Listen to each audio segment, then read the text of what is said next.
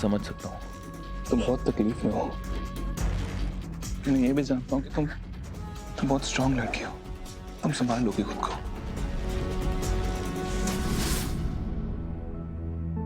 स्मिता, आप अपनी मम्मी से नहीं मिलेंगी? नहीं प्रतीक, ऐसे भी वो लोग यहाँ पे राघव, जीजू और रीत के लिए आए। मैं नहीं चाहती कि हमें लेके कोई भी तमाशा हो। और देखो ना, पापा की तो आज भी हिम्मत नहीं हुई यहाँ आने की। सिर्फ मम्मी और ताई जी आए हैं और मैं नहीं चाहती उन्हें अपने डिसीजन पे कोई भी पछतावा हो। आप ठीक कह रही हैं। ऐसे हिम्मत नहीं है बेटा, अगर तुम ऐसे टूट जाओगे तो तुम्हारे परिवार का क्या होगा? उन्हें कौन संभालेगा? हिम्मत रखो।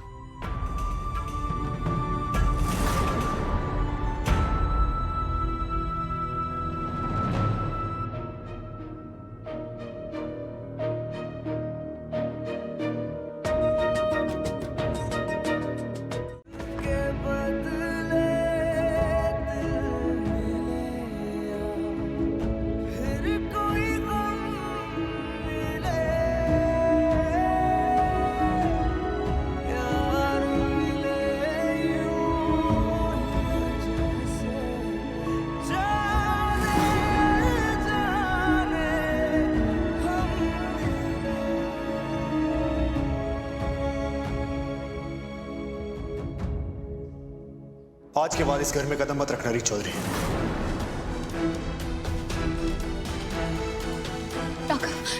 ये क्या हो गया आपको? आप क्यों कह रहे हैं ऐसा? क्या किया है मैंने? मेरी माँ की कातिल हो तुम। इतने सालों बाद मुझे मेरी माँ वापस मिली थी, एक दिल में उम्मीद जगी थी, लेकिन तुमने मुझसे वो भी छीन लिया। तुम्हारी वजह से मैंने उन्हें ऐसे खोया है कि कोई उन्हें मेरे पास वापस नहीं ला सकता। तो तुम्हारे लिए भी इस घर में कोई जगह नहीं है।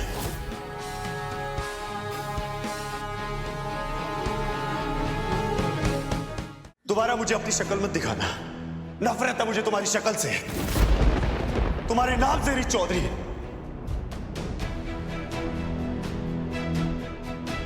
आप ऐसा नहीं कर सकते राघव। मैं आपकी पत्नी हूँ, हमारा सिर्फ रिश्ता नहीं जुड़ा है, हम दिल और आत्मा से भी जुड़े हैं। आपको मुझे एक मौका देना पड़ेगा अपनी बात कहने का। प्लीज राघव, मुझे क्या मौका दूं तुम्हें मैं? और क्यों दूं? तुम्हारे पास भी मौका था ना मेरी माँ की जान बचाने का, तुम बचा पाई नहीं ना? और तुम क्या ही बोलोगी? कोई नया बहाना? पर मुझे तुम्हारा कोई भी बहाना सुनने में कोई इंटरेस्ट नहीं। आपको सुनना पड़ेगा राघव, सुनना पड़ेगा आपको, क्योंकि आप जानते हैं मेरा नीता आंटी के साथ क्या रिश्ता था। आप जानते हैं कि मैं जो कुछ भी कहूंगी वो सच होगा, कोई बहाना नहीं होगा। वो मेरे लिए कोई पराई नहीं थी, मैं कोई बाहर वाली नहीं थी, वो मेरी अपनी थी। हाँ, वो मेरी माँ नहीं थी, पर वो माँ से कम भी नहीं थी। हाँ, मुझे हॉस्पिटल से कॉल आया था, मैंने दवाई भी ले ली थी राघव, लेकिन मैं जिस ऑटो में बैठी उसने पता नहीं कोई गलत रास्ता ले लिया, और फिर जब मैंने उसे रोकने की कोशिश की तो उसने कोई स्प्रे डाल के मुझे बेहोश कर दिया। मैं सच कह रही हूँ। सब कुछ तुम्हारे साथ ही होता है ना रीत? तो तुम मुझे बताओ, जब तुम्हें कॉल आया कि माँ को होश आ गया है, तो तुमने मुझे क्यों नहीं बताया? मुझे बताती ना, मैं करता अपनी माँ के लिए कुछ भी, दवाई अरेंज करता, जो मन पड़ता वो करता, लेकिन अपनी माँ को कुछ नहीं होने देता। एक कॉल रीत, एक कॉल, आज मेरी माँ मेरे साथ है। जब से आपकी और दीदू की शादी हुई है, दीदू ने सिर्फ आपकी और आपकी फैमिली की भलाई के बारे में सोचा है। और नीता आंटी सिर्फ हमारे लिए एक अनजान इंसान नहीं थी, हमारे लिए माँ जैसी थी। तो आप उनके और नीता आंटी के रिश्ते पर उंगली उठा रहे हो। मैं ऐसी बातें दीदू के बारे में बिल्कुल बर्दाश्त नहीं करूंगा। आप प्लीज ऐसा मत बोलिए। वाह, मेरी माँ को नीचा दिखाकर तुम माँ बेटे बहुत अच्छा सबूत दे रहे हो फैमिली लव का। पर एक बात याद रखना, मेरी माँ भी अकेली नहीं है, 2 जवान बेटे हैं उनके साथ। और अगर रीत ने बार बार मेरी माँ को खूनी बुलाया ना, तो हम भी उसे छोड़ेंगे नहीं।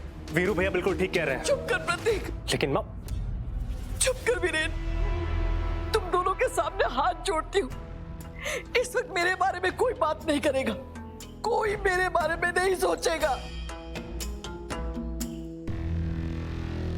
अगर सोचना है तो अपने भाई उन्नति के बारे में सोचो, अपने भाई राघव के बारे में सोचो, जिन्होंने अपनी माँ को हमेशा के लिए खोया है।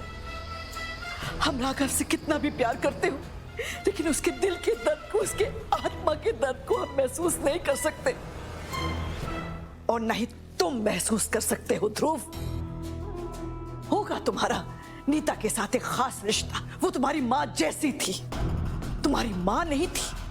अपनी माँ को हमेशा के लिए खोना क्या होता है ये तुम आज नहीं समझ पाओगे।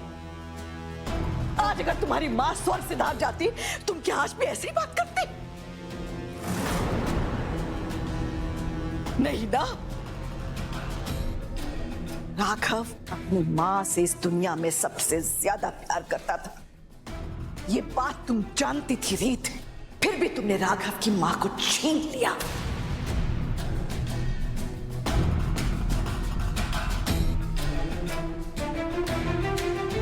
अनुराधा जी, मैं आपके सामने हाथ जोड़ती हूँ, आप सब लोग यहाँ से इसी वक्त चले जाइए, वरना आप सब इसी तरह यहाँ पर बहस करते रहेंगे, मेरे राघव के घाव को कुरेदते रहेंगे, और मुझे डर है कि मैं अपनी नीता भाभी के साथ कहीं मेरे राघव बेटे को भी ना खो दूं।